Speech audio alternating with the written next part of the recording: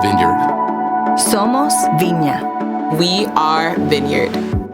Somehow, Jesus and Scripture and theology was introducing me to everything in the world. It was like my gateway to actually learn about the world. So like I learned about the history of Western civilization because I got interested in church history. Yeah, exactly. Right. And then that's what motivated me to learn, Totally. and ancient, all of that stuff. So it's interesting because I know that a big part of Protestantism history, especially in America, has had a big anti-intellectual or suspicion of intellectual. Yep.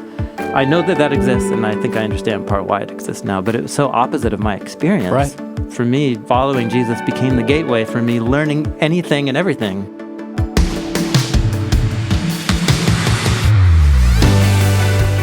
Welcome to Season 2 of the We Are Vineyard podcast, conversations to help us grow with Jesus and each other. We're starting this season off with a special 2-part episode between Jay Pathak, National Director for Vineyard USA, and Tim Mackie, founder of the BibleProject. We'll hear the first half this week and then release the second half next week. Let's listen in.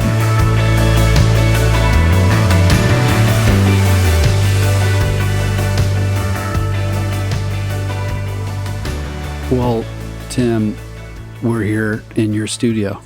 Yep. This is the first, non-janky studio we've recorded. I usually bring my studio with me. Yeah, this sure. Janky setup. Right. Our podcast has been recorded in hotel rooms, lobbies. I'm sure. Closets of Yeah. various kinds. Yeah. And I'm in an official, real place Yeah. where there's mics permanently installed. Yeah. It feels illegal. Yeah. Good.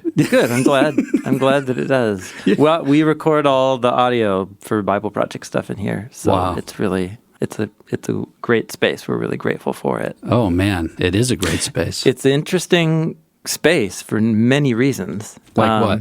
So we're sitting in the shell of a building that was the first Foursquare church up here in Portland, Oregon. So this was, when the Foursquare movement began out of California, right up the I-5 corridor. So Portland was not long after Foursquare began. Right. And so the building's pretty old, but it's been completely gutted and reshaped inside. So we're on the third story of like a tower. Right. That looks from a distance like was that a church bell tower? Maybe Right. it used to be. Yeah. So that's one interesting thing. And so this was actually the sanctuary. Oh, Right really? through those walls, you can go into this weird room that got holed in, and it's the balcony of the old sanctuary. Oh. So we're like in the balcony. Interesting. And the sanctuary would have been, where my back is. Yeah, yeah. So then it got repurposed and reshaped as the church grew. Multiple buildings were added on. And then in the 1980s, it was used as a school, a Christian private school Oh. that the Portland Foursquare Church helped sponsor. And my parents enrolled me in Really? this private school, yes, for third through sixth grade, Jay. Wow. And so I attended classes in the rooms that we now use for the BibleProject, which we lease, a lot of space in here. Wow. And this room was the principal's office. And Jay, the day that I got expelled from that Christian school in the sixth grade, This is so good. I had assaulted my teacher. Oh, no. Push him down the stairs that you and I walked up a few minutes ago. Yeah. Those long, steep cement stairs. Yeah. I was very angry at him. He was angry at me. We had been in an altercation already that day. And so I got expelled, and I was brought up here, and I was spanked by the principal in this room Oh, my goodness. with a wooden, waffle paddle. Wow. Those are different days. Totally. So anyway, it's like the height of irony Totally. that the BibleProject ended up leasing space in this building, and then that this became one of the most regular spaces that I'm in. Yes. So anyway, I thought you'd find that story I find interesting. that incredible. And it makes me want to ask 400 questions in a row. Yeah. But it really does, because Yeah. it's first, this is more salient to the story you just told. How did you know? Did you discover or remember that quickly? Like when you're, you're doing all the things you do for BibleProject, then you're like, okay, we're in this kind of space. How long before you were like, wait a minute? Yeah. Oh no, it was the day. Instant. The day that we, because we were looking for some spaces. We had to move out of our previous space, and then the person who was helping us with our finances for BibleProject also was employed part-time by the church that leases this building. And so he was like, oh man, there are some spaces in the church. Right. And so, but then the moment we walked in, I'm like, I went to school here. So I remember this room vividly. I would say. Yeah. No, it's I feel like it's a part of the poetic humor and grace that God is weaving in the story of my life. Well, yeah, that is incredible. Yeah. Well, okay, so you I'm sure you've listened to every episode of our podcast, so I need not tell you this, but just in case you haven't, what we mostly do is just hear people's stories. Yeah. And what that enables us to do is see how God has moved through their life. And, for some of our guests, if they're like in the vineyard, it kind of helps see, okay, this is how the vineyard fits into your story. But a lot of our folks aren't in the vineyard. Yeah. And so the reason we're talking to them is because there's stuff that has come from their life that does impact and influence, and or we want more influence. And that would definitely be you and the BibleProject. I was here before filming the interviews we used for our national conference. Yeah, yes. Which did wonderfully well. Great. That was a really fun day. I really enjoyed it was so fun for me and impactful. And those videos were really, really helpful. And we built a number of resources around them so people could use them with their staff or with their teams. But that all came about because I shamelessly stalked you. That's right. It's true. I think I said no to you a couple times. Many ways. Yeah, you tried all the ways. Yeah. It was... It wasn't personal. I didn't even know you. So it wasn't personal. No, it's you being wise and thoughtful and prayerful. Yeah.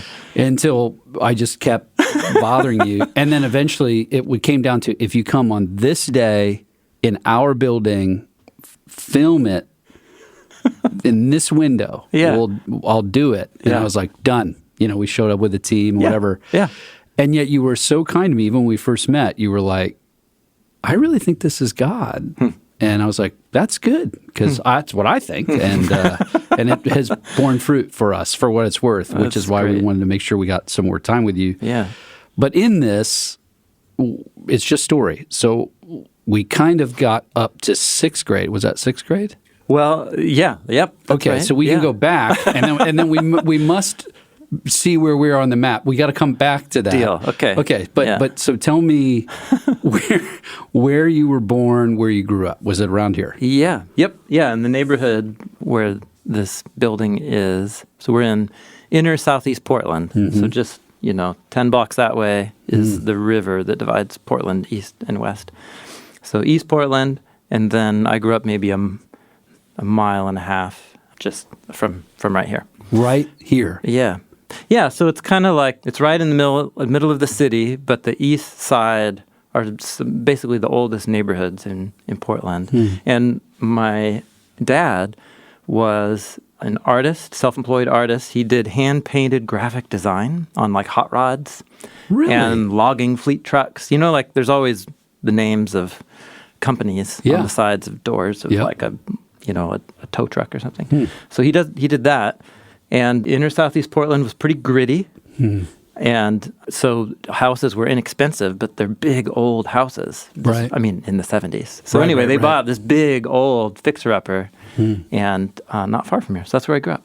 And so he's an artist by background. Yeah, and he is still doing it today. He had about a 10-year stint where he tried a career shift and found that painting still is calling him back. So he's in his mid-70s. And he's still doing it. He has a home studio. He's one of the most joyful humans I know because he loves his wife. He loves painting. Wow. And he gets to do it, still for his living. It doesn't feel like work to him. So, and the reason why that's interesting, the reason why I bring that up is because I spent a lot of my 20s for sure 30s, really thinking I'm nothing at all like my dad. And it's been parenting that has really made me see the many ways I'm exactly like him, and in like great ways. And so I've come to have such a fondness for my dad and his story. And so his career in painting in many ways is somewhat parallel to the odd career trajectory my life has taken. I would say, but there are a lot of parallels in that he can't do anything else because he can't do anything but what he loves. Yeah. And When he's good at it, apparently. And he's become really good at it Right. because, he's tried a few other things, but he just couldn't stick to it because it wasn't what he felt called to do. Yeah. So anyway. And your mom, so then were they from here? My dad grew up just a few miles north of here. Wow. And so my grandma grew up in North Portland. Yeah, so quite a few generations here in Portland. Which is that wouldn't be the common story around Portland, would it? It's a lot of transplants. Yeah, and the city's grown a lot over the last 20 years. So a lot of transplant growth. But yeah, I mean, it was a medium-sized city before all that. Yeah. So there's Portlanders That's fascinating. still around. Yeah. And so that is multiple generations in, you're saying mile that way, 2 miles that way. Yeah, right here. And then was part of your story growing up in this thing called church, or is it not a thing? Or, if you're in the Christian school, I assume it was. Yeah, it was by that point. Somewhere, yeah. Yeah, my parents started following Jesus right before I was born. Huh. They were both raised in pretty strict religious environments, I think in the Plymouth Brethren world. Yeah. And not to say that tradition is strict, more that their families were really strict. And so they, they grew up in the 60s, so they went that whole route. And so they did all that. They did all that. A lot of people did. So my dad, they were living down in Long Beach, California. Oh, okay. My dad had just gotten out of service in the Navy, and they just described that season of they were just high all the time. Sure. But it was through some Christian friends, and really it was, the Jesus People movement. Really? Was rocking the West Coast. Yeah. And so they met some friends who were followers of Jesus and who was like, hey, you can get high and follow Jesus. So they were down for that for a while. That's perfect. And then it was like, I think the Jesus part, not so much the getting high all the time. Yeah. So when I was born there, our home was also the host for a house church community that my parents had helped start. And then church for me growing up was then a network of houses here in Southeast Portland. And then all the families went in and bought one huge house that was blocks from where I grew up. This big house. And a few families lived there. They had rooms where they could just take somebody in who needed a room. And then the big, great room was like the sanctuary. So those are my earliest memories of church, was like houses and this network of families. They're probably running around with kids. Yeah, mostly kids. Basements. Yeah, and you're totally. Like, that's such an interesting framework to grow up in. Yeah. Yep. Yeah, because it wasn't church. It was just my family and then my family's friends, and we gather in our living rooms or in that big house. But are they doing all the church things? They're like singing a song and totally. Somebody's teaching and but there's no necessarily designated pastor. Correct. Yes. And relevant for this conversation and the audience. The reason why they had formed this house church is because they really were passionate and pursuing the gifts of the Spirit. Wow.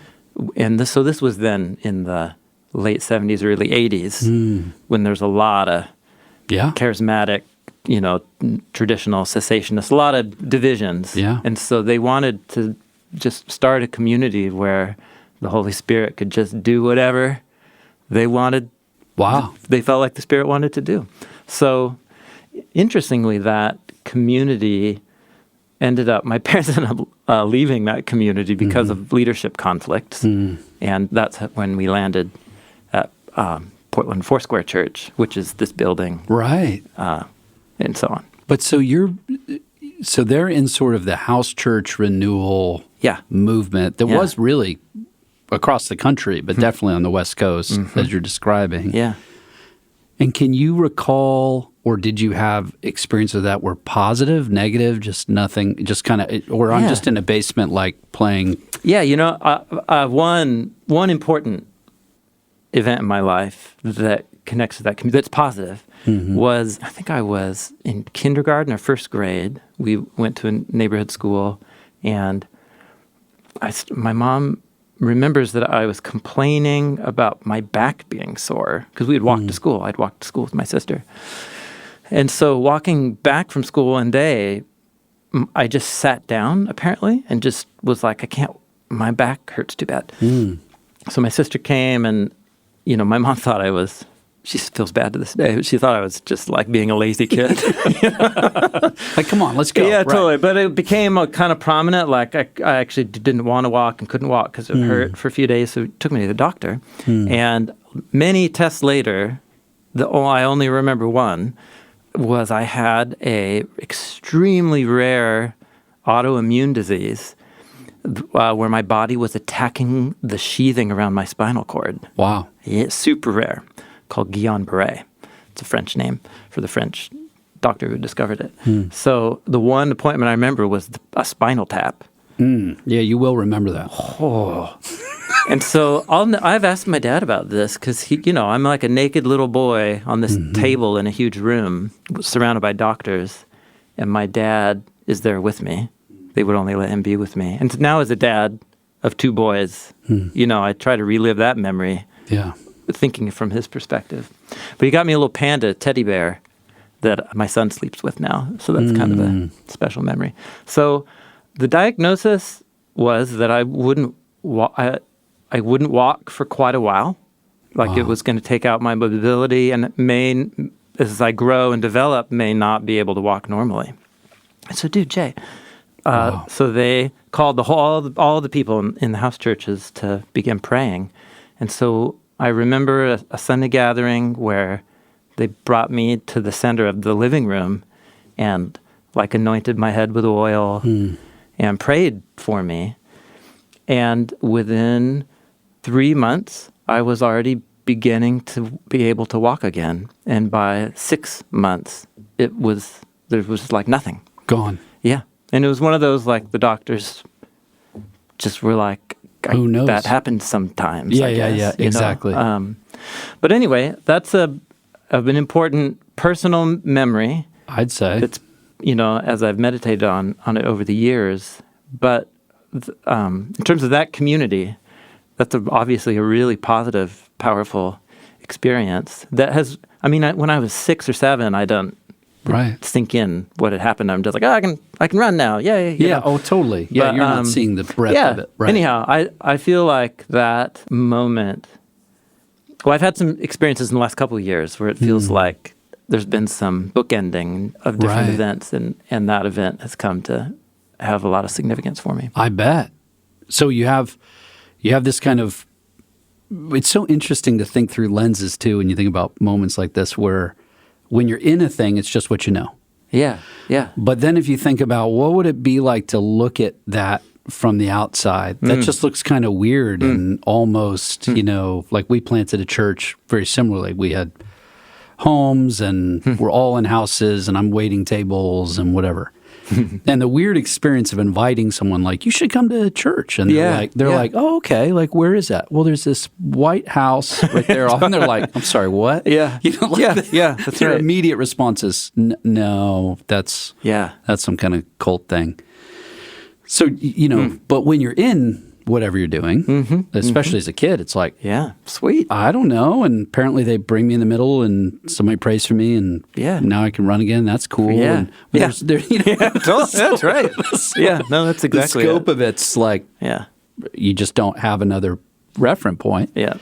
And then they leave because of leadership stuff. Then you're in a Foursquare thing, which also has they're going to be like, yeah, we do all those things. Yeah, yep, that's right. So I think what my parents were excited about was a church community that embraced all the expressions of the gifts of the Spirit. Yep. But it was in the 80s, like one of the mega churches in central Portland, Right. meaning about 1,000 people. Right.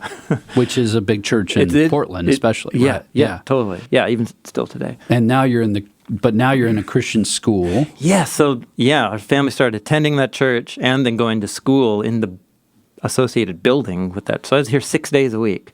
Wow. And it's mostly negative memories, Right. but I think I was a jerk. Like, I think I was I was contributing to the negative memories, right? Yeah. Right. 'Cause as my parents remember it, I wasn't really like a problem at home, but something about the nature of the environment here Didn't work. I was constantly in trouble. Yeah. And do you have siblings? I do. I have an older sister. Yeah. Okay. Yeah. And that's is she like doing fine? Like she moves through it? Yeah. Yeah. Right. At this phase, we kind of flip flopped in our teenage years. Sure.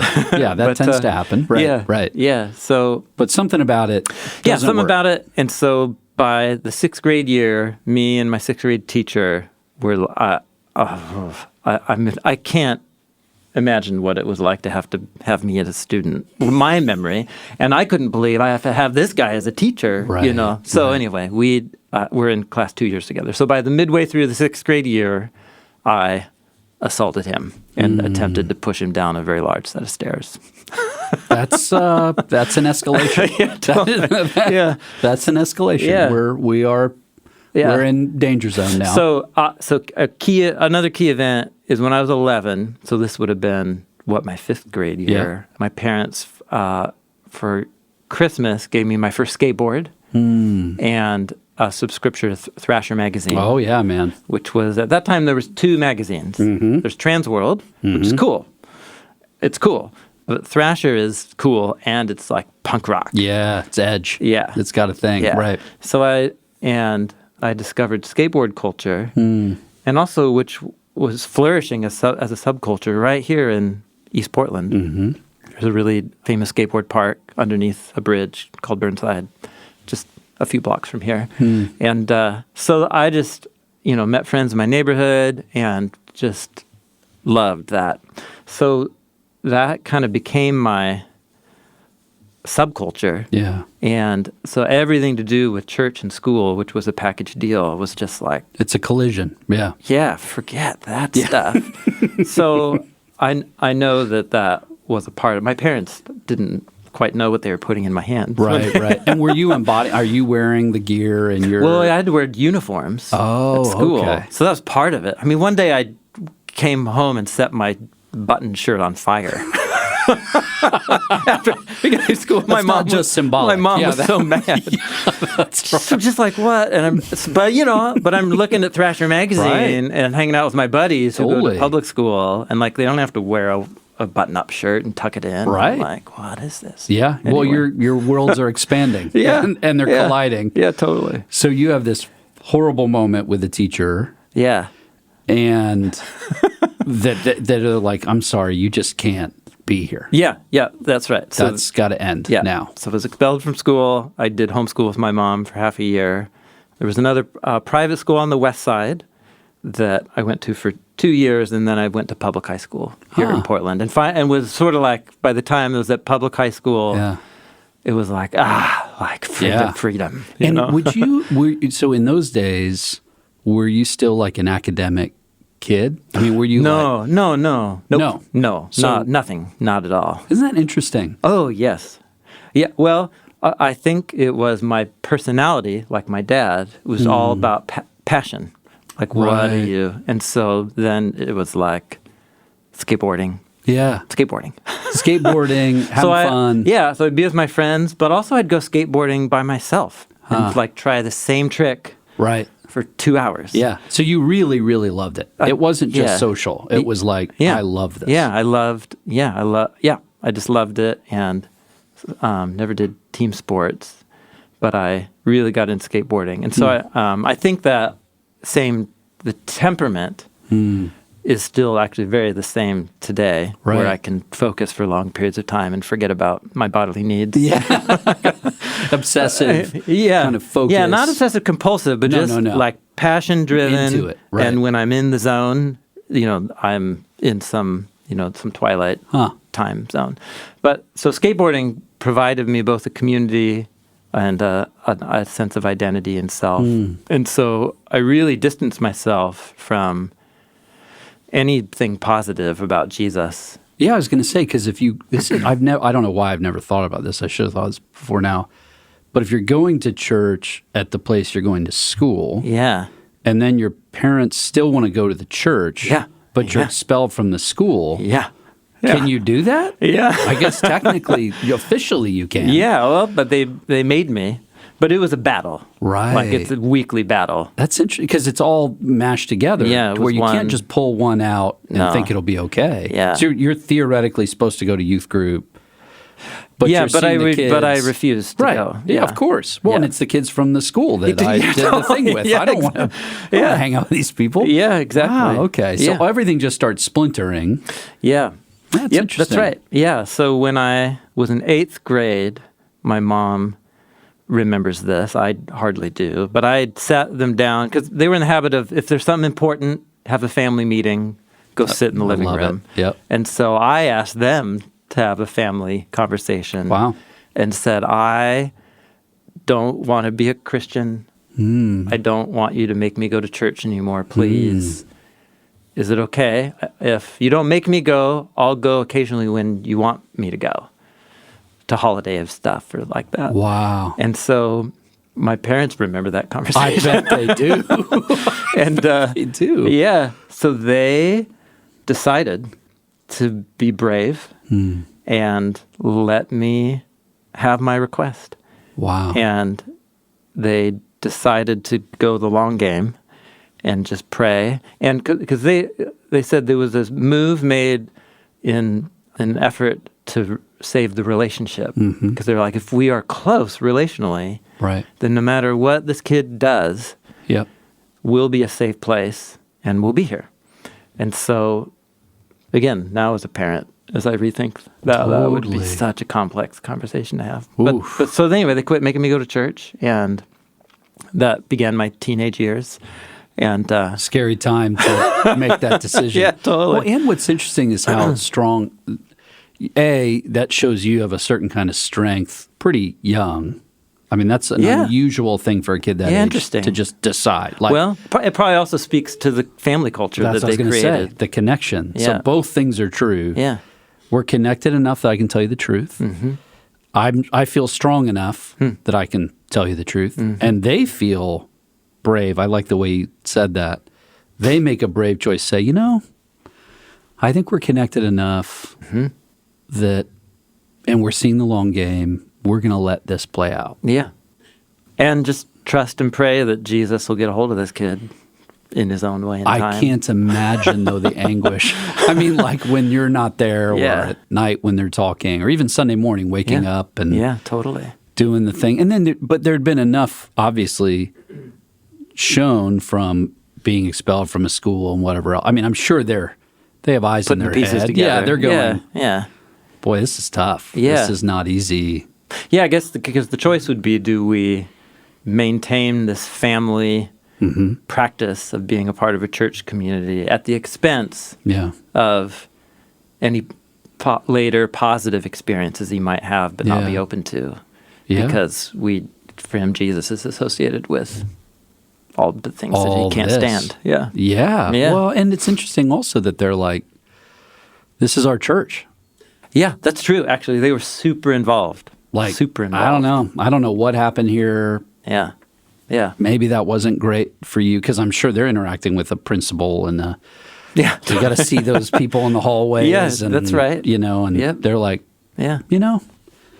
this is our church. Yep. I mean, let's put it this way. People have left churches for way less than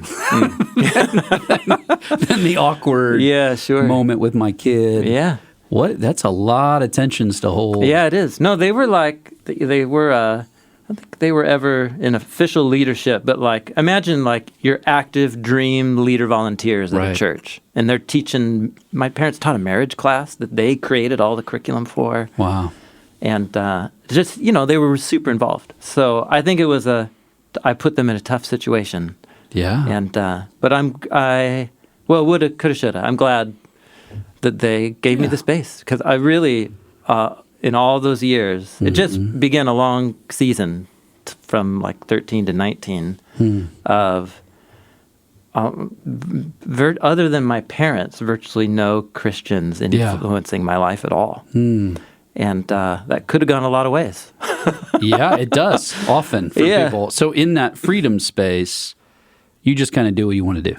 Now I'm skating guy. Yeah. Yep. Yeah. Hang out with my crew. What year is it? So what year is this?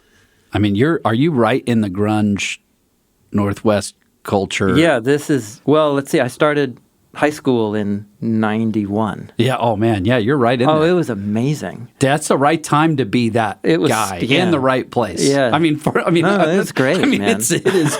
You are in the crosshairs of. Yes. I mean, I'm in Ohio. Okay. Yeah, totally. And we're pretending to be like we're from. Yeah. We're here. Everyone's wearing the stuff, and totally. Wow. Okay. That's You were in the crosshairs. Yep. Yeah. So it's great. So memories from that time are like my friends are all over the map, right? Introducing me to everything you never want your kid to be introduced to. But when they would come to my house, my friends loved to come to my house, because it was my parents. Well, my friends would say like, your parents are just so generous and kind, and it feels. I now can see it was a safe, generous place for them. Yep. Which is really different than anything they'd ever seen. I didn't know. Kind of what you're saying earlier, right? It was just like, I don't know. Doesn't everybody love their parents? Totally. Exactly. And like also wanted to hang out with them too. Well, and they've done enough. What's interesting also about the story of your parents, which isn't everyone's story, is they are deeply committed to Jesus. But they have a past. They know what this looks like. Like I know what it looks like for a kid to be this kind of kid. Yeah, that's right. And so they're probably able to spot your friends like, I know what that is. Yep. But they're not jumping down your throat. They're not messing with you about it. Kids are still coming in and out of the house. Yep. That is such that they mostly knew of. Right. That's right. Of course. Yeah. But my hunch is they probably knew more. Yeah. Because there is a certain kind of Christian parent that really doesn't know. Yeah, sure. Like they really don't. Like they've never been in those environments. They were in whatever church thing they were in their whole life. Yeah. So they really can't see it. I was a youth pastor for a while and talking to parents and being like, so that like these kids are getting high. You know that. I mean, it's obvious. Like just if you know anything about what a kid does and doesn't do. Yeah. And your kid is hanging out with the kids that all they do is get high. Yeah. You know what that means, right? There's a very clear implication. Yeah. And they would be like, what do you mean? Yeah. Not just about their kid, but about the other kids. Yeah, sure. They're like, yeah.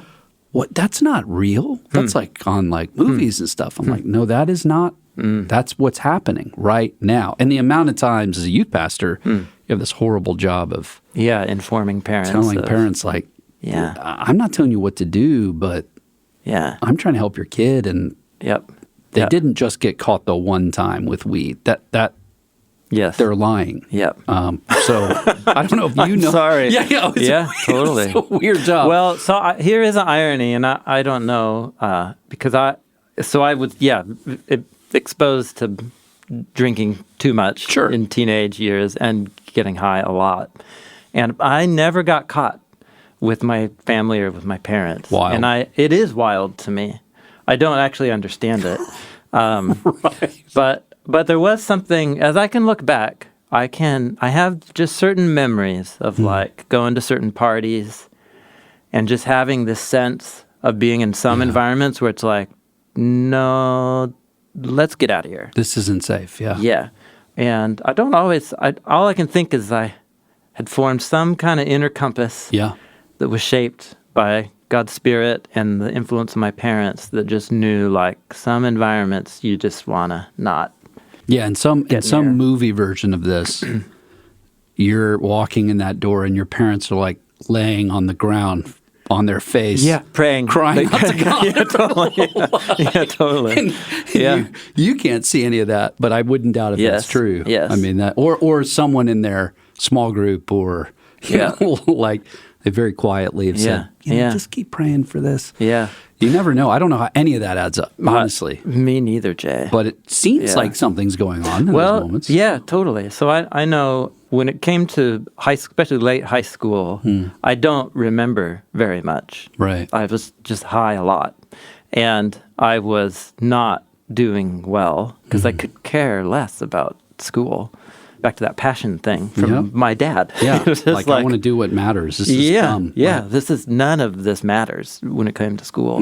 So I did graduate, just skimmed right in there. But it's like I don't remember ever reading a whole book and having to write down what I learned from the book and turn in what I write. That's my story too. I never did it because somehow I got away with not doing. Right. I have no idea. Yeah, I don't remember it. Read enough pages that I can kind of get what this is. Yeah, Right. Yeah, Right. totally. Yeah.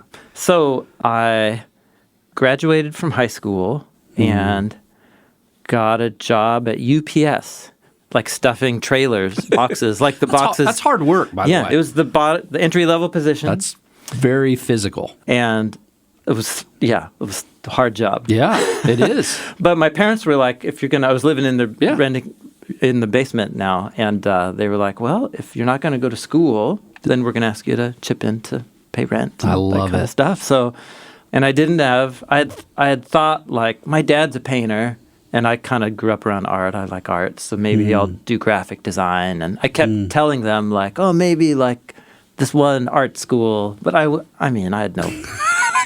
No intentions. I didn't want to actually do that, but I had to keep them at bay a little bit. It was that ploy. So that's where I was at. So I was 19, graduated, working at UPS, getting high way too much, skateboarding,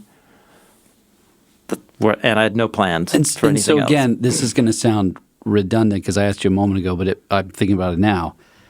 You're looking through and you're not seeing an academic thread. No. I mean, I almost failed. Right. But through high even in school. your own, even a teacher, nobody comes along and says, hey, you're like a bright kid. Come on, like pull it together. No. Yeah. I mean, I wouldn't even give my teachers enough They time wouldn't be to able know to. me. Right. In fact, ironically, at my high school graduation, the teachers were giving very short, few sentence speeches about each of the students as they walked by. This is the worst. Right.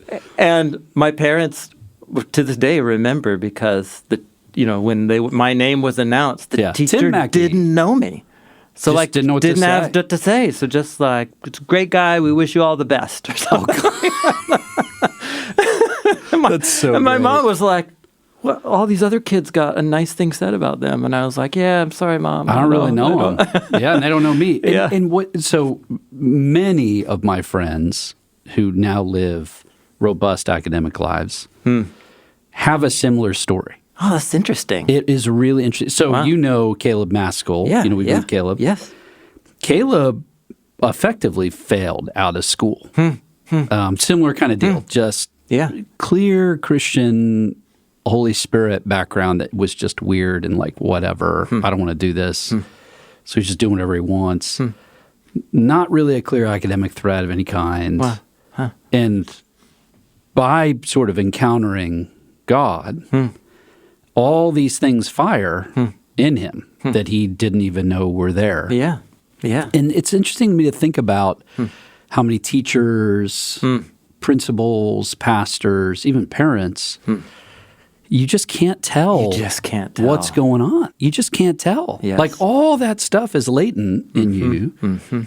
Every outside signal is like, this guy, He's a flake. Yeah, and he's in the basement. He's working at UPS. like, well, come on. We all know what this is. Yeah. This is terrible. Yeah.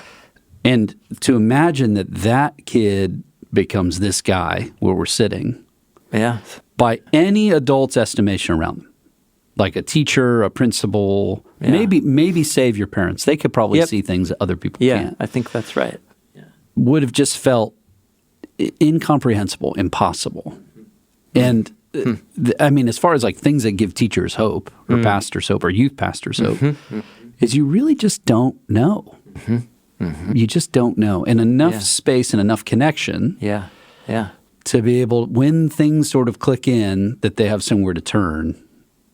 Yep, that's exactly It's a right. big deal. Yeah, it is a big deal, Jay. So, yeah, I think I'll just tie it in. Yeah. When I was 17, so backing up 2 years in my living in my basement, Right. UPS, there was a church here in Portland that had built a large skateboard park in its back property, covered, which is important in Portland because it rains half the year, and so called SkateChurch, and it was dorky. Me and my friends all made fun of it. Yeah, like these guys don't know what they're doing. Yeah, Right. but it was a awesome skateboard park. Right. So who cares? Yeah, so We'll it's go like hang out you with pay the dorks. $2 Yeah. on Tuesday nights, and halfway through the night, they turn off the lights and make everybody sit down, and one of the staff guys gives a Jesus talk. And, which I kind of was familiar with. Right. It's not completely new. No, Yeah. for my friends it was. But Right. and then if you sat through the talk, you could skate the second half of the night. If you skipped, you had You're to come out. back next week, sit Wow. through the talk, and then you could skate. That was kind of like the agreement. Hey, yeah. And so I had been going, weekly to this park for 2 years. And the thing about the guys who ran it they were Jesus people, and so I could kind of hang with that because Yeah. I'd grown up You knew around enough, that. right. But they were really good skateboarders. Like some of them were really talented. Huh. And then the most generous, nice people I'd ever met.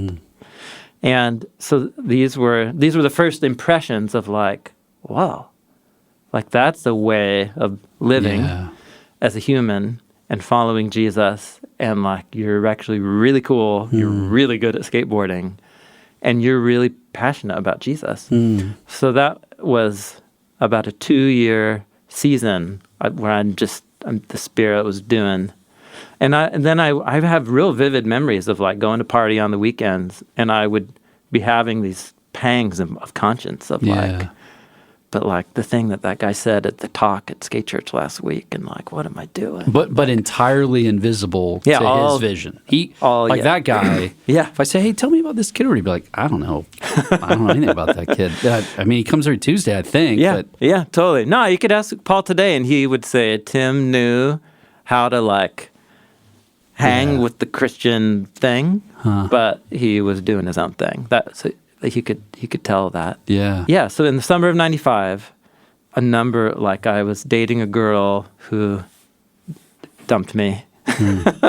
I'd sprained my ankle, so I couldn't so skate. shut down, for like 3 months, which is like prime, especially in the summer. Oh, yeah. I was working at UPS, living in my parents' basement, and one of those guys from SkateChurch called me and said, "Hey, let's go grab a burger before going to the park. I'll pick you up and we'll go to the park." And I was like, "Sweet, free dinner." Yeah, why not? And so he, at the Wendy's on 82nd and Gleason, which is right around the church from the park, he was a really good skateboarder. And so I respected him. Yeah, that helps. Right. Yeah, and he, in a way that still I kind of marvel that I didn't turn off, but he just was like, "Man, I've kind of been observing. I know who your friends." It was exactly what you're saying. I know who your friends are now. Yeah. I know mostly what they're about and what they do. Right. So I pretty much know what you're doing. Right. And he was just like, I think you know a lot more about what you ought to be doing to respond to Jesus than you show any of us. Wow. And he just challenged me. He was like, "What are you doing with your life? And I think you need to make a decision about what to do with Jesus, because the stakes are going to start to get higher as you get into your 20s. And I don't know, Jay, somehow, it was like some August Tuesday night of 1995, The penny drop. yes. And I went to SkateChurch that night, and I listened, and I was like, I need to follow Jesus. Wow. And so I did. And so I made this I just started hanging out at the park. I would go there during the days because I would work a morning shift at UPS, and then I would come, and because they would have volunteer hours, and I would just come like help like build ramps or pull nails out of wood just to hang out with these guys. Yeah. And they just enveloped me into a new community, and it was amazing. And so they met on Thursday nights for like a Bible study, which is effectively like a little church. It turned into a church years later. And that church community became, the incubator for my faith into my mid-20s.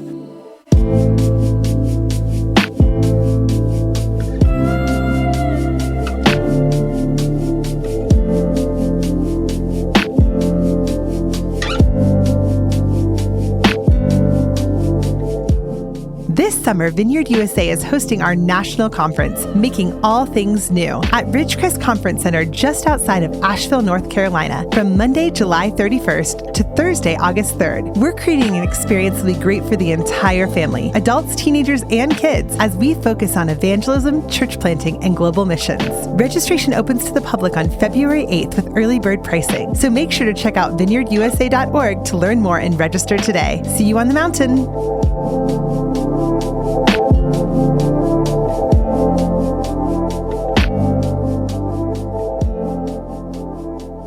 Did it become pretty public pretty fast, or did it kind of live underground for a minute? Yeah. Well, no, there's probably a couple months Right. where it's like I'd come to the Just act like come you're on there. Tuesday night, right. and then I would see that guy, and he'd be like, "Oh, sorry, man, I got really drunk over the weekend," and he was just like, "Okay, so but he was really patient with me. Yeah, what do you want to do about that? Yeah, Right. yeah. Yep. Let's figure out how to make a different choice." And Right. so yeah, but that was like a 3 or 4 month period, and then the guy who started it, Paul, asked me to give the Jesus talk, to like Whoa. tell my story. Now that's a big moment. Yeah, and there was Because like, now I'm out. I'm in front of everybody. It's exactly right. And like if I do that, then certain friends will know, and that'll go through the grapevine or whatever. But I wanted to do that, so I did.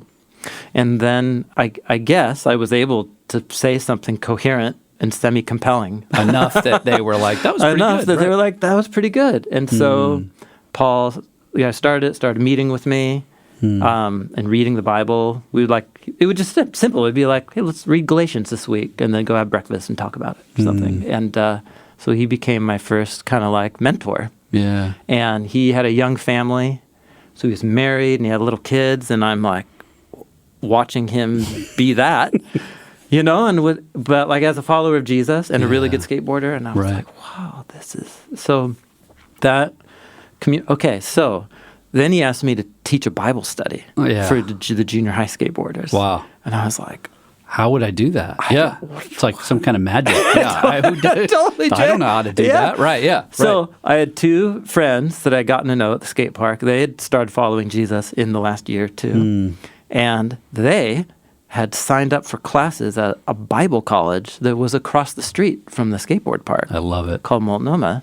And so I was talking with them and learning what they were learning. And then I was like, well, I guess if I'm going to start teaching something about the Bible to these kids, I could sign up for these classes. Probably learn a couple things. Yeah, right. Totally. Yeah, why not? So, right. Not going to cut into my UPS career track. Totally. So I came home. Again, a conversation my parents will never remember. I wasn't. Well, this is what I want to ask. Yeah. When did your parents go, wait a minute? Yeah. I didn't come home and tell them. Like, I met Jesus. Isn't that great? No, they could just tell I was hanging out with that crew a lot more. Yeah. So the conversation was when I came home and said, Mom and Dad, I think I want to sign up for classes at Multnomah Bible College so that I can teach these junior high kids about the Bible. Wow. And they were just like, what? First of all, college. Yes, of any kind, right? Much less. So they have a good story to tell. Oh, so for them, as they mark in their memory that night, that's the moment. Like 6 years later from the family meeting where I said I don't want to go. So it's a long window where they just loved me and prayed, and so. January 96 was my first semester. I started in the middle of the year. And I don't know, it's so hard to know, like, because also my brain it was like 20. So brain development. Right. So that I had now been not smoking pot for probably, 6-8 months now. Right. So I think my brain was clearing. Yeah, it's healing. Right. But I just, there were two teachers in particular that when I sat in their classes, I don't know, it was the most electrifying environment I'd ever been in, where it was fun, it was stimulating, and it was Bible, philosophy, culture. They were just wizards at like bringing the biblical story to life, ancient history, but like able to weave it together with pop music, music from pop culture and all this.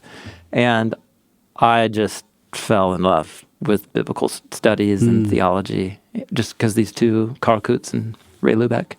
And so then it was 4.5 years of just... Now you're in. Yeah, I just was going to school, but lived with my parents, and then was super involved at the skate park. Because you're starting to see early leadership kind of gifts. You're probably getting better at like thinking through the thing. Yeah.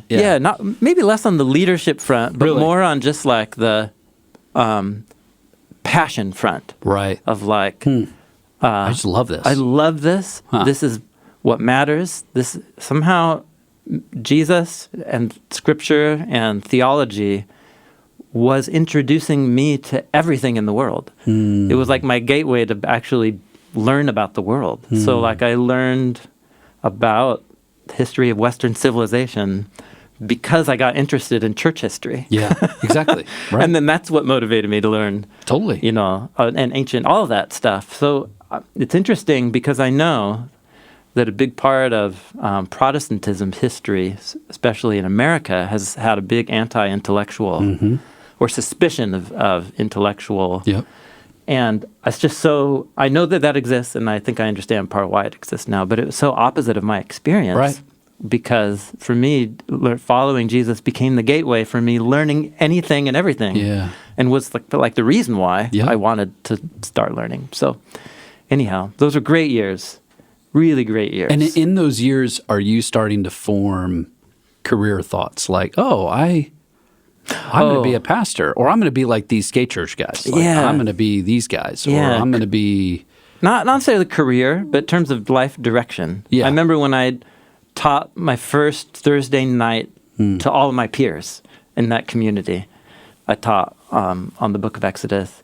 And I did a theology of the Exodus. Oh, wow. Okay. Oh, that's audacious. Yeah. Anyway. That's coming out of the gate hot. Yeah. That's not how to pray or, this is. Yeah. It was so rad. I still have my notes from it. And, but all my friends were like so amped up and so encouraging. Yeah. And they were like, you should do that again sometime. Yeah. I was like, sweet. Yeah. I'll next it'll be Leviticus or something. Right. Yeah. Well, it's a positive feedback loop. That's exactly right. Yeah. Wow. Okay. So more it was about when I read and learn a lot, I have fun. And then when I try and condense what I've learned and share it with my peers, they seem to learn a lot. Yep. And they are encouraging me to do that whole thing again. Yep. They enjoy it. I enjoy it. Yep. So I was like, sweet. Yeah. Like I was working at a spaghetti factory in the evenings. You're out of the trucks. Yeah, that's good. Out of the trucks. Big win. Big win. Factory. Huge upgrade. But totally. Anyway, yeah. So that was great. I was such a rich season. Yeah. I spent a summer in Papua New Guinea because there were like missions conferences. Oh. And at the school every year, and so they were like, "Hey, spend a summer."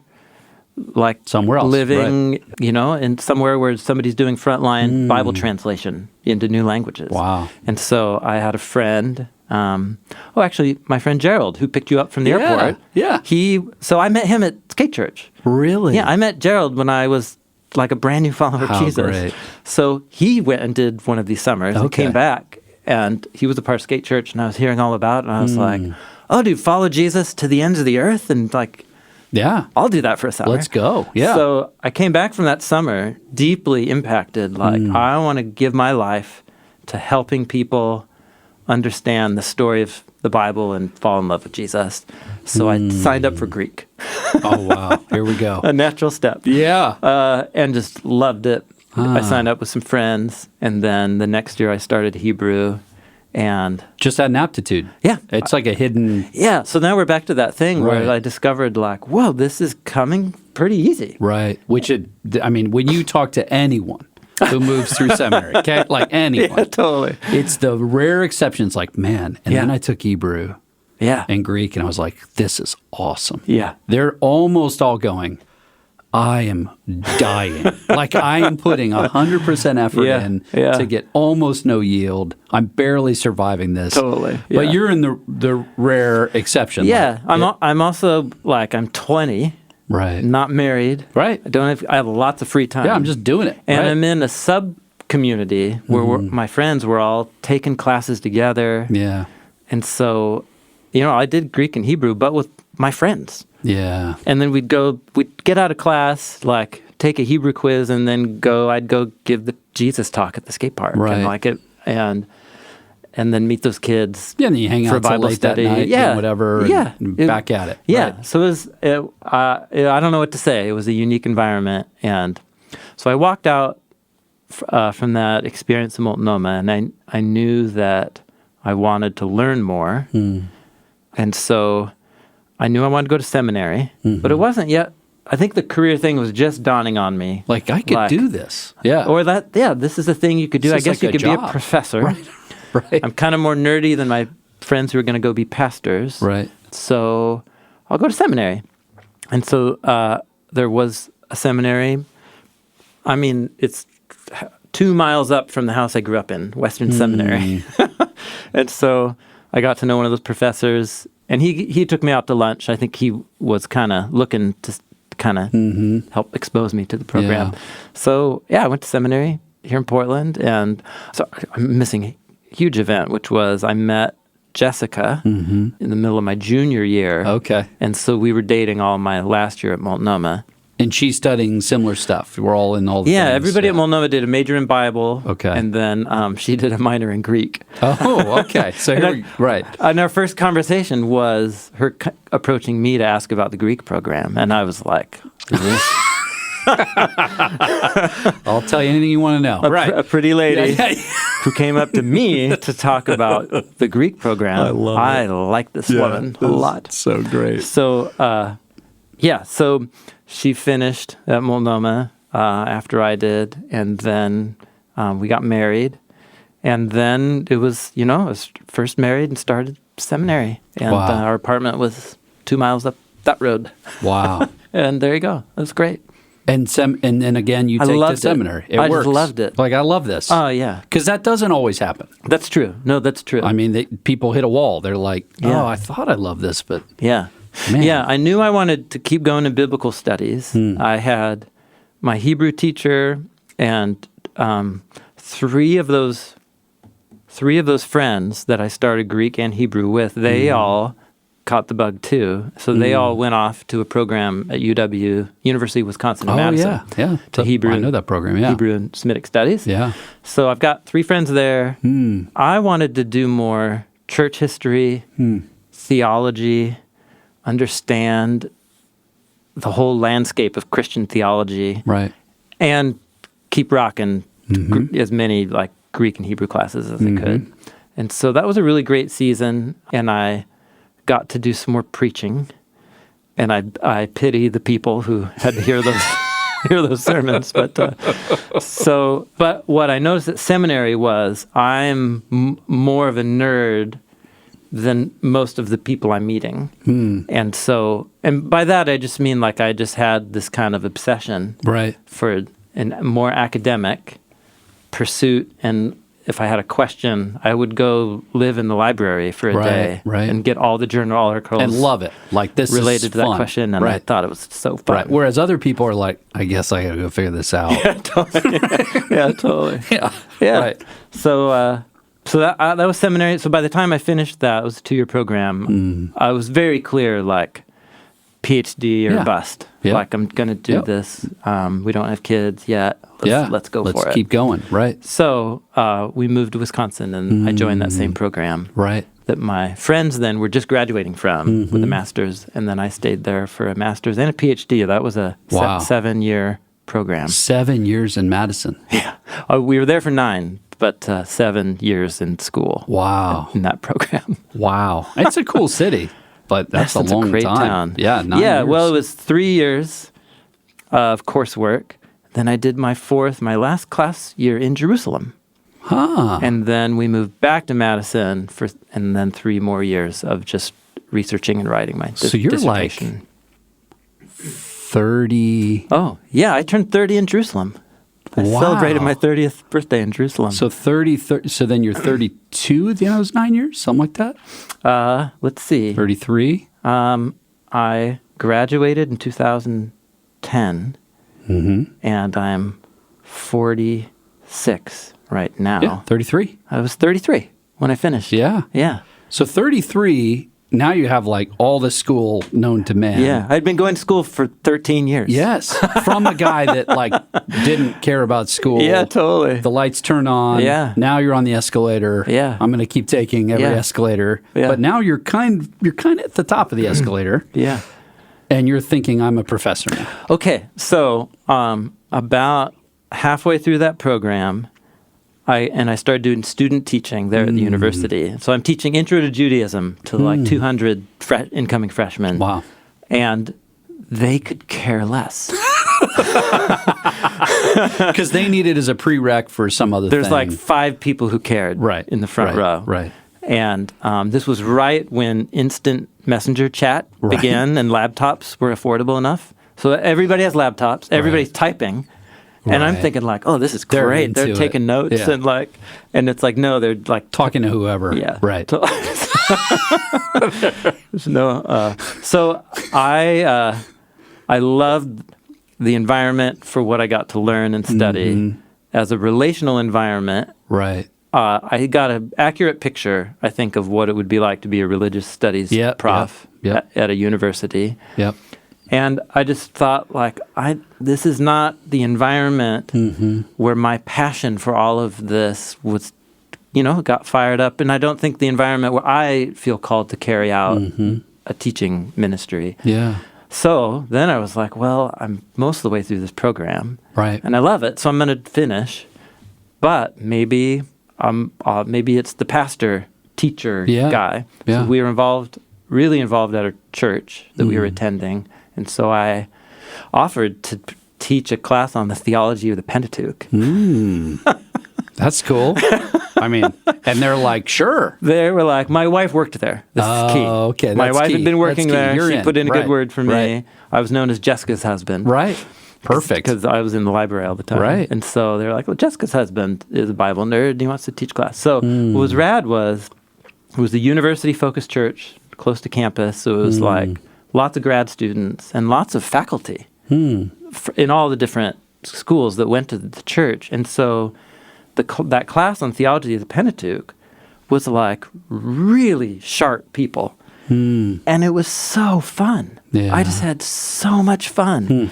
And so as soon as that was done, I was like, can I do it? I should keep doing this. Yeah, one on the Gospel of John or something. Yeah. And so I realized like this is the spot. Yeah. Like it's in church. Yes. Taking, again, you're kind of back in SkateChurch. I'm going to take all this stuff I've learned, consolidate it. Yeah. Yeah, that's it. And teach. Yep. And I think something about the SkateChurch experience formed me in a way where it's like if I can't say it in a simple way so that a high schooler can get it, then I haven't done enough work yet. Yep. And so I think that instinct in me, the communicator instinct. And so anyway, so I just started teaching a lot at the church. And then it was kind of one of those, I was giving so much time to it that as I was finishing my degree, they offered to bring me on. Yeah, we got to staff hire team. this guy somehow. Right. Yeah. So that was my first kind of role on a pastoral staff team. That's cool. Yeah, Blackhawk Church in Wow. Madison. Evangelical Free Church. Huh. Cool. Yeah. So, and that's where I kind of really like preached. Yeah. Learned how to preach. Yeah. And there was like a little mentoring group with the lead pastor where he was mentoring young preachers. And so I joined that cohort and he invited me to start preaching, and there you go. So I was there for, I worked there for 3 years, but was kind of like an unpaid for another 3 years before that. Right. So it was an amazing environment. Yeah. And then how, you come back to Portland to plant a church or work? Oh, no. So we had our first son. Okay. And a little bit before that, I'd finished school and knew that I wanted to come back to Portland. And I should say it differently. I've had very few of these experiences, but I was prayer walking one day, and it wasn't anything even like a voice. It was just like a Portland. And I had been very happy there. Yeah. For, by that time, 8 years. But it's just kind of this thing. Yeah. And so I reached out to my friend, a number of friends. One of them was Gerald, again, who picked up from the airport. Yeah. And he was right then coming back from serving as a missionary in Spain and was a part of a church that was in the suburbs that was going to plant a church in Portland. Yep. It used to be called Solid Rock. Now it's called Bridgetown. Yep.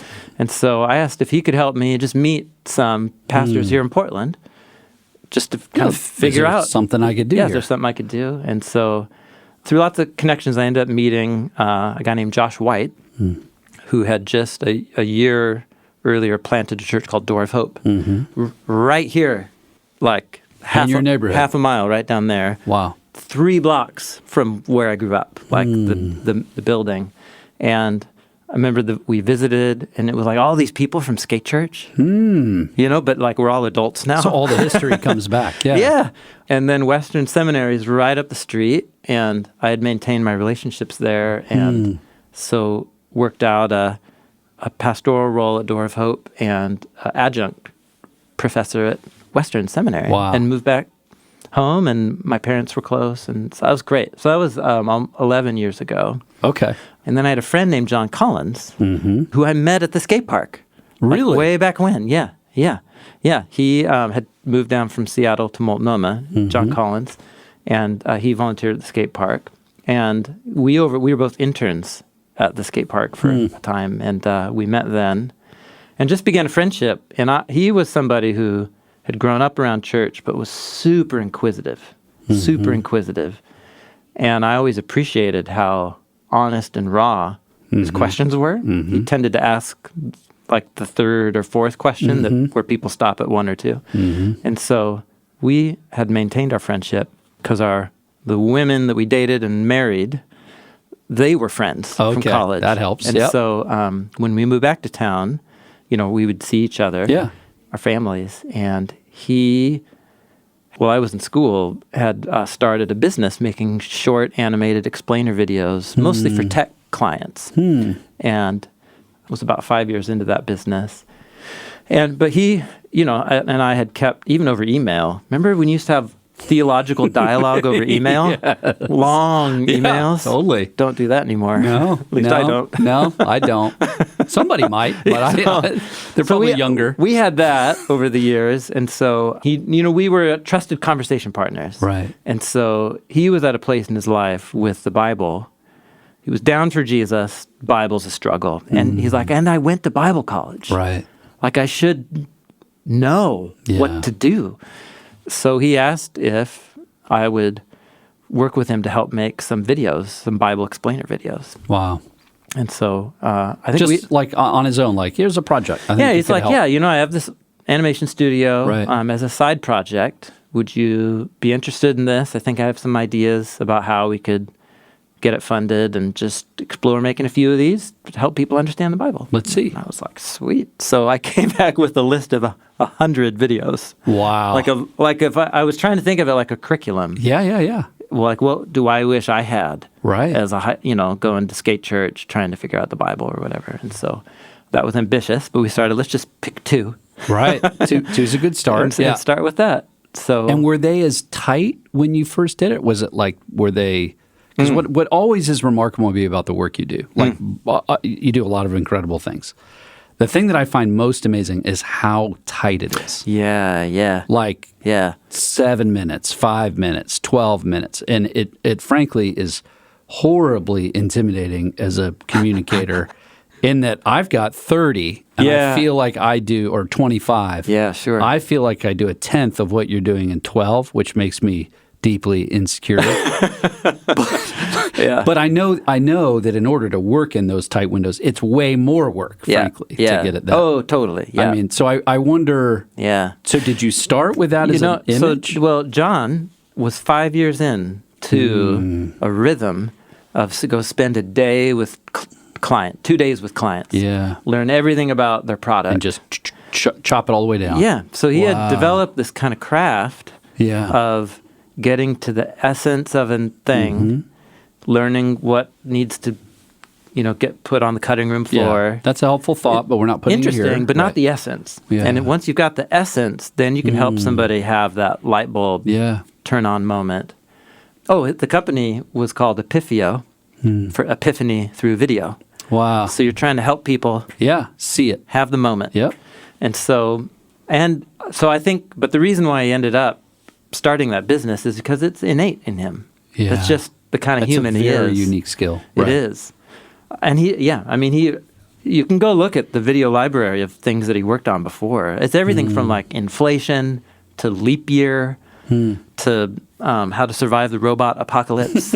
Right? All these videos out there Right. that he made. Yeah. And so I learned from him Yeah. and am learning every project we work on, the art of taking big complex ideas and whittling them down to You're leaving their great stuff on the essence. floor. Yeah. Sure. Every time you're like, but that. as a preacher too, you do that. It's just you have to do a little less Yes. than if you're going for 5 minutes. Oof. That is. And But- when did you, as you're in that project then, when's the first time you're like, I think we're doing something right now.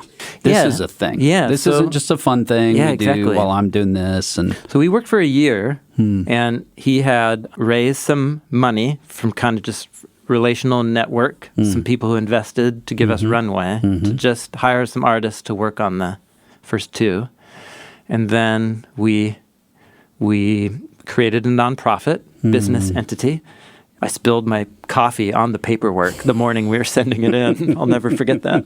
And then he had come up with this model of not using Kickstarter, but just creating, if we did a nonprofit but created our own right. crowdfunding mechanism, he thought that we could do it because Kickstarter take the cut. Yep. So anyway, he's the entrepreneur. So he figured all that stuff out. Yeah. And I was... And you had vision for it. You're like, we could do this. Yeah, and I was like, it'd be a fun side project. Yeah, I'm doing this other stuff anyway. So Yeah. Yeah. But it was all like, let's just make some videos and just See be a what little happens. side passion. And with the idea that we'll know if we're going to be able to make any more, because Right. we'll just make a little request on the end of the videos saying, hey, we want to make some more. Right. You can help us. Are you interested? Yep. Right.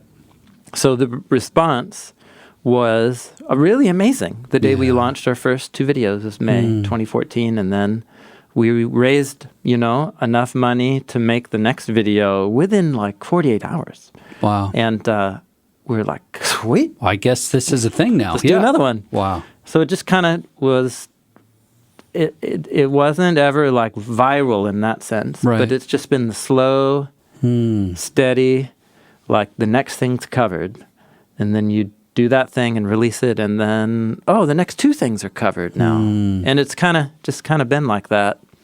So by a year and a half, some really generous people approached us and said, if you could do a video for every book of the Bible Right. in a year, if money's not an issue, would that ever be possible? Could it be done? Right. I was like, whoa. How about 18 months? And so that launched what we call the Read Scripture Project, or they're just the book overviews. And so that I shifted to just half-time at the church and then half-time working on the video projects. And then, because the goal was to build a full-time art team, because that's the Right. most expensive part. Yeah. Is the hours required. Just labor intensive, right? Of the designers. So we finished that. In 18 months, we made a video about every book of the Bible. And then the year that we released those, along with a Read the Bible in a Year program with an app, that some other friends help us develop. It just all kind of came together in that year 2016. Yeah. Just put a lot more people learned about what we were doing. Yep. And so it allowed us to create a community of monthly supporters, patrons, and to create a kind of budget stability. Yep. And then John and I both moved over full-time in 2017. And so this is a super technical question, but it is a kind of a calling question. So it'll sound technical, but it's really calling. I'm sure a bunch of people tried to convince you to monetize this a certain way. Oh, sure. Well, I mean, it more went like this. Okay. John had that business that he started. It was very successful. And he found himself in his late 20s and early 30s making a lot of money in the tech world. And he reached out to some mentors to figure out, like, what do you do if you follow Jesus and you happen to find yourself making a lot of money? Good question. And so he connected with some people and mentors in this organization called Generous Giving. I know those guys, yeah. And he just met some mentors that really turned his whole paradigm upside down. And they do. And really remarkable. And so he had been so shaped by that theology of generosity that he wanted this project to be started in a way that it wouldn't ever tempt us to make money off it. That is a very hard thing to do. In other words, not that he didn't want to be able to be compensated. Sure, exactly. But that we didn't build it as a for-profit so that those interests would ever. They're not the driving influences, which is it's a harder decision to make later. Yeah, that's right. It's an easier decision to make earlier. Yep. So without the influence of those folks, because what you guys do is really, really good. But part of what enables it to be as widespread as it is the fact that you're like, hey, this isn't like a pay-for-play game. Yeah, that's right. Yeah. We would love your help. We'd love your support. Yeah, There's totally. ways that what you do enables us to do what we do. Yeah. And Yeah. if you don't, Yeah. this is available to you. Yeah, it's given us the ability to make the content that we feel like needs to exist, Yes. which sometimes the market demand can point in that direction, but sometimes the market is not demanding what people actually need. Totally. And so I was kind of convinced that what people need to help them unlock the Bible isn't quite anything that's out there right now. But this medium could be really helpful. And and what strikes me in your story too, which is parallel but not the same as, is you're responding to real need. You're responding to real fruit. The amount of people I know in any business venture, but definitely in ministry. You're trying to stir it up. That's right. Yeah, that's right. We're creating a thing. So they're going around and saying, like, I'll make fun of church planners because they're easy to make fun of. I'm a church planner, so I can do it. So it's the, do you not know how godless the wasteland of Denver is? Yeah. And if you could just support us to do these 5 things and we would be able to blah, blah, blah, and the world could change and whatever. Yeah. You don't live in Denver. You've not actually done anything in Denver. Yeah. You're not, honestly, probably most of the pastors in Denver aren't necessarily sure they want you there. So there's a problem. Yeah. Right out of the gate. Yeah, sure. And it's all this sort of like, if I can have, then I will. As opposed to, look at all that's happening. Yeah, and where we try to lead with is like, here's a bunch of cool stuff we made. Yes. Because a bunch of people were generous. Yep. Is any of this helpful to you? And it turns out it is. So it starts feeding on itself in a certain way, which is, in my opinion, the best way that ministry works. And one of the greatest impediments to that is if you've built a financial model Yeah, sure.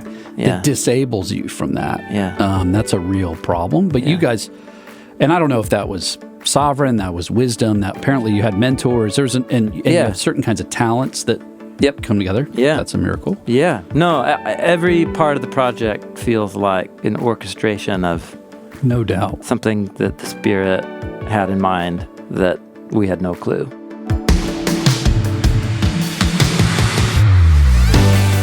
The We Are Vineyard podcast is a production from the team at Vineyard USA. If you've been enjoying the podcast, here's a few ways you can help us. Leave us a review on the podcast platform of your choice. This helps more people find us. Connect with us online for additional resources. Our website is vineyardusa.org, and we're on Instagram, Facebook, and Twitter at VineyardUSA. Thanks for listening. See you next week.